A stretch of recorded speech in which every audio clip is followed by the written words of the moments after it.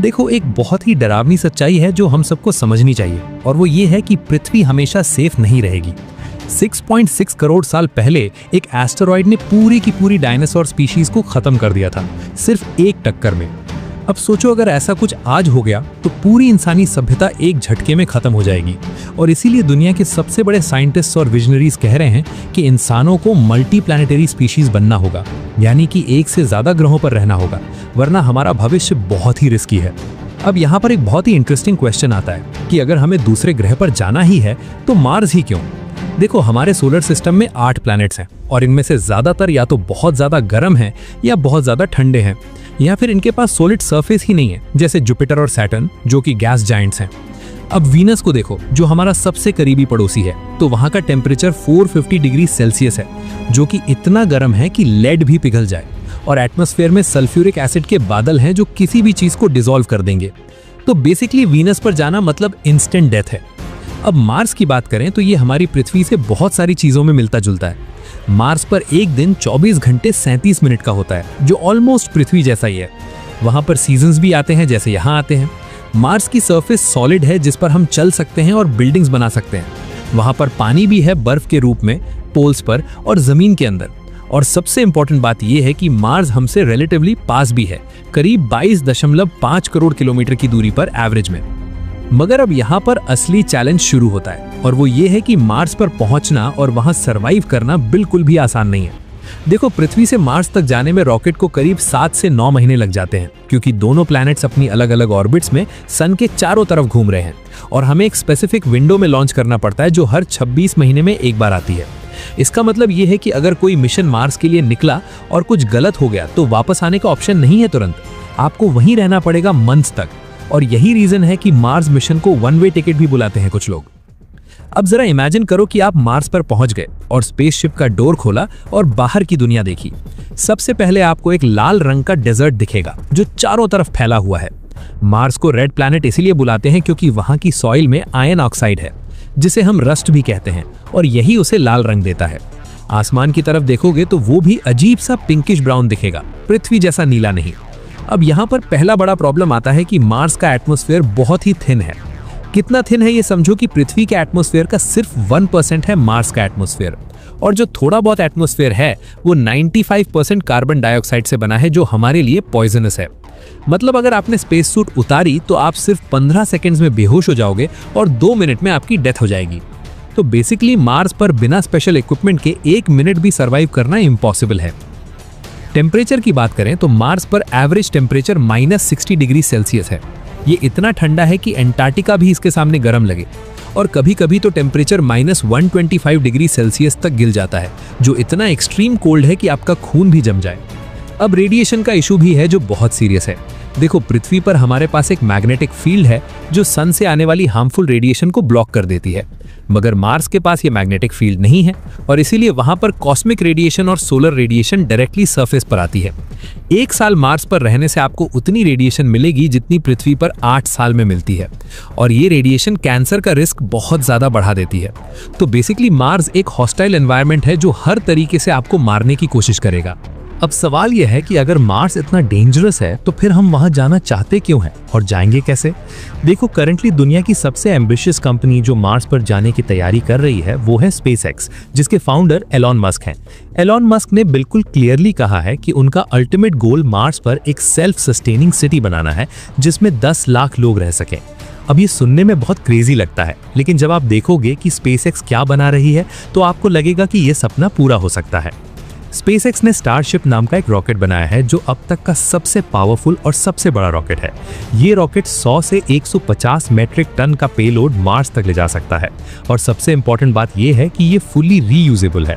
मतलब जैसे एरोप्लेन बार बार उड़ता है वैसे ही ये रॉकेट बार बार यूज हो सकता है, जिससे कॉस्ट ड्रामेटिकली कम हो जाती है। पहले एक रॉकेट लॉन्च करने में सैकड़ों करोड़ रुपए लगते थे और रॉकेट एक बार यूज होकर समुद्र में गिर जाता था, मगर स्पेसएक्स का रॉकेट वापस आकर लैंड कर जाता है और फिर से यूज हो जाता है। इसी टेक्नोलॉजी की वजह से मार्स मिशन पॉसिबल हो पाया है, क्योंकि पहले मार्स जाने का कॉस्ट इतना ज्यादा था कि कोई अफोर्ड नहीं कर सकता था। अब प्लान ये है कि पहले अनमैन्ड मिशंस भेजे जाएंगे जो मार्स पर सप्लाईज और इक्विपमेंट पहुंचाएंगे। फिर उसके बाद पहला मैन्ड मिशन जाएगा जिसमें शायद 10 से 20 एस्ट्रोनॉट्स होंगे। ये पहले लोग वो ब्रेव सोल्स होंगे जो जानते हुए भी जाएंगे कि शायद वो कभी वापस ना आए। इन्हें मार्स पर बेसिक इंफ्रास्ट्रक्चर सेटअप करना होगा, जैसे कि हैबिटेट मॉड्यूल्स लगाना, ऑक्सीजन जनरेशन सिस्टम सेटअप करना, सोलर पैनल्स इंस्टॉल करना और पानी निकालने का सिस्टम बनाना। अब आपके मन में ये क्वेश्चन जरूर आ रहा होगा कि मार्स पर रहेंगे कहाँ? देखो, शुरुआत में तो एस्ट्रोनॉट्स प्री फैब्रिकेटेड हैबिटेट्स में रहेंगे जो पृथ्वी से ही भेजे रहेंगे।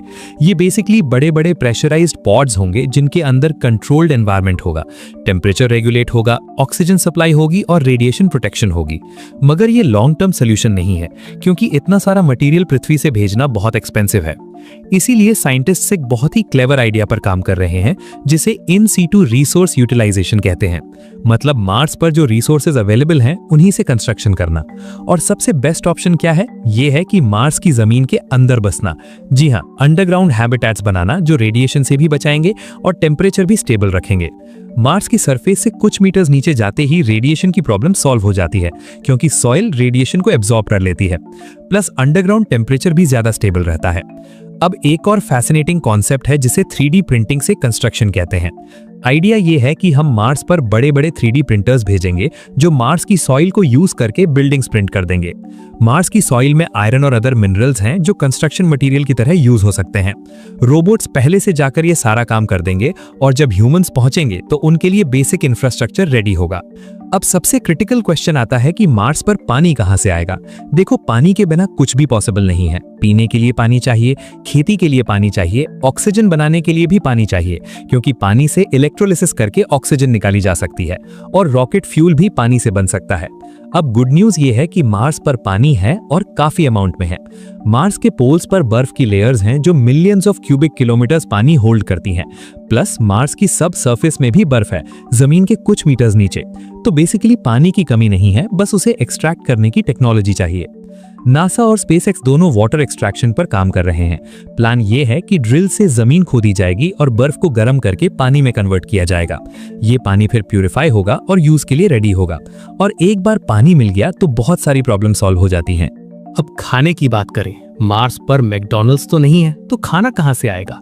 शुरुआत में तो पैकेज्ड फूड पृथ्वी से भेजा जाएगा, लेकिन ये सस्टेनेबल नहीं है, इसीलिए मार्स पर फार्मिंग करनी होगी।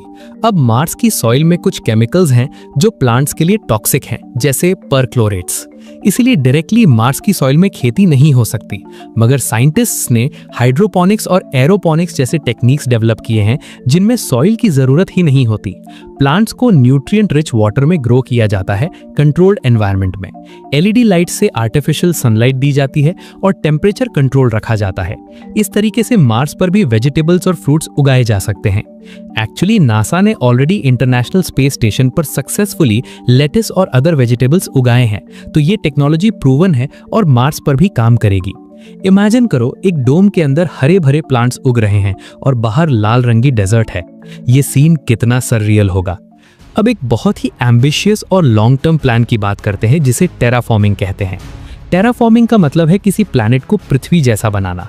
मतलब मार्स के एटमॉस्फेयर को थिक करना, टेम्परेचर बढ़ाना, ऑक्सीजन जनरेट करना और इवेंचुअली एक ऐसा एनवायरनमेंट क्रिएट करना जहां ह्यूमंस बिना स्पेस सूट के भी रह सकें। अब सुनने में ये साइंस फिक्शन लगता है, लेकिन थियोरेटिकली पॉसिबल है। बस टाइम बहुत ज़्यादा लगेगा, शायद सैकड़ों या हज़ारों साल। एक आइडिया ये है कि मार्स के पोल्स पर न्यूक्लियर बॉम्ब्स ब्लास्ट किए जाएं, जिससे बर्फ पिघले और वाटर वेपर और CO2 एटमॉस्फेयर में रिलीज हो। इससे ग्रीन हाउस इफेक्ट शुरू होगा और मार्स गर्म होने लगेगा। दूसरा आइडिया ये है कि जायंट मिरर्स को मार्स की ऑर्बिट में प्लेस किया जाए जो सनलाइट को पोल्स पर फोकस करें और बर्फ पिघलाएं। एक और अप्रोच ये है कि फैक्ट्री सेटअप की जाएं जो continuously green house gases produce करें और एटमॉस्फेयर को थिक करें। बेसिकली ये एक मल्टी जनरेशनल प्रोजेक्ट होगा जो हमारे बच्चों के बच्चे कंप्लीट करेंगे। अब प्रैक्टिकल टाइमलाइन की बात करें तो स्पेसएक्स का प्लान है कि 2026 या 2028 तक पहला अनमैन्ड स्टारशिप मार्स पर लैंड कराना है। फिर 2030s में पहले ह्यूमंस भेजने हैं और